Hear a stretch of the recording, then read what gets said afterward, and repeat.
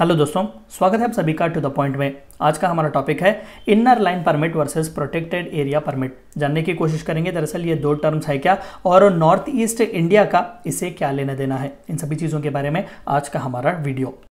सबसे पहले आइए थोड़ा बहुत इनका डेफिनेशन जानने की कोशिश करते हैं। सबसे पहले ILP के बारे में बात करते हैं। The inner line permit is a travel document that allows an Indian citizen to visit और stay in a state that is protected under the ILP system.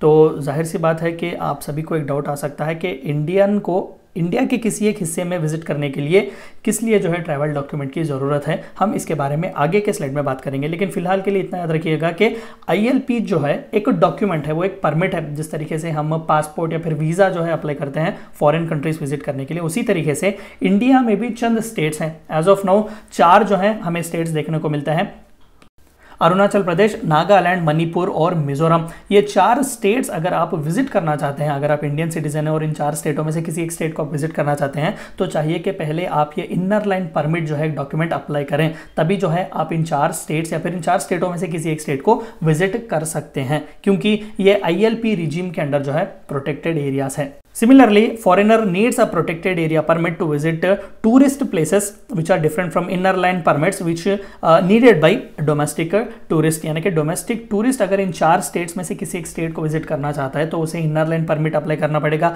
अगर कोई फॉरेनर यानी कि इंडियन सिटीजन नहीं है, डोमेस्टिक से नहीं आ रहा है, वो अब्रॉड से आ रहा है, तो उसे चाहिए कि वो PAP अप्लाई करे, यानी कि प्रोटेक्टेड एरिया परमिट। तो इन अ नटशेल इतना याद रखिएगा कि ये 4 जो स्टेट्स हैं एज ऑफ नाउ जो ILP के रिजीम में आते हैं, अरुणाचल प्रदेश, नागालैंड, मणिपुर और मिजोरम, इसे अगर कोई इंडियन विजिट करना चाहता है तो उसे ILP परमिट लेना जरूरी है। अगर कोई फॉरेनर इसे विजिट करना चाहता है तो PAP का डॉक्यूमेंट या फिर PAP परमिट लेना जरूरी है। The system is in force today in 4 north eastern states. तो एज ऑफ नाउ 4 ही हैं, that is Arunachal Pradesh, Nagaland, Manipur and Mizoram.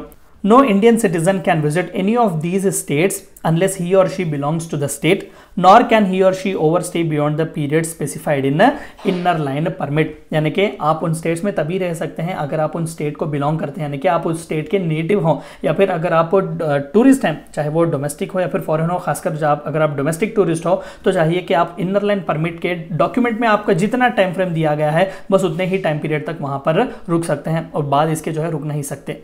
भाई तो फिर ये कॉन्सेप्ट आता कहाँ से? जैसे कि मैंने पहले स्लाइड में कहा, तो it actually comes from the concept stems from Bengal Eastern Frontier Regulation Act 1873, where the British framed regulations restricting the entry and regulating the stay of outsiders in designated areas। तो ये ब्रिटिश के era का, British के ज़माने का जो है एक एक्ट है जिसके तहत वहाँ पर लोगों को रिस्ट्रिक्ट किया गया था, उनका स्टे वगैरह जो है रिस्ट्रिक्ट किया गया था इन डेसिग्नेटेड रीजन्स में।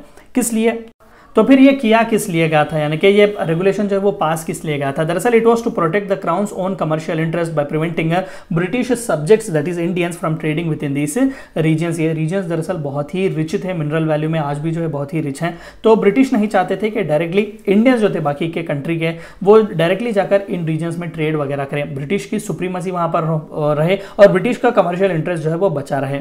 In 1950 the Indian government replaced British subjects with the citizen of India। तो भारत सरकार ने इस परमिट के राज को जो है कंटिन्यू किया हुआ है, ब्रिटिश के सब्जेक्ट को हटाकर उन्होंने सिटीजन ऑफ इंडिया का जो है टर्म वहां पर इस्तेमाल किया। This was to address local concerns about protecting the interest of indigenous people from outsiders belonging to other states. तो जाहिर सी बात है आज भी वहां पर कई ट्राइबल पीपल रहते हैं, तो वहां पर इंडिजिनियस पीपल के इंटरेस्ट को बचाने के लिए, उनके जो भी रिसोर्सेस वेल्थ वगैरह को जो है उन्हें बचाने के लिए आउटसाइडर्स जो है, यानी कि भले ही वो इंडियंस ही क्यों ना हो या फिर फॉरेनर्स भी क्यों ना हो, उनके एडवर्सरीज से इन इंडिजिनियस पीपल्स को बचाने के लिए जो है भारत सरकार ने इसे कंटिन्यू किया हुआ है। An inner line permit is issued by the state government concern. तो स्टेट गवर्नमेंट ही अनाउंस करता है कि इनर लाइन परमिट के रिजीम में हम आएंगे या फिर नहीं आएंगे, या फिर अगर आएंगे तो स्टे कितना होगा, डॉक्यूमेंट्स किस तरीके से अप्लाई कर सकते हैं, ऑनलाइन है या फिर ऑफलाइन है, ये सभी चीज़ें जो है वो स्पेसिफिक स्टेट गवर्नमेंट ही इशू करेगा। ये थी चंद बातें आपको जाननी थी ILP वर्सेस PAP के बारे में। Thank you for watching my video.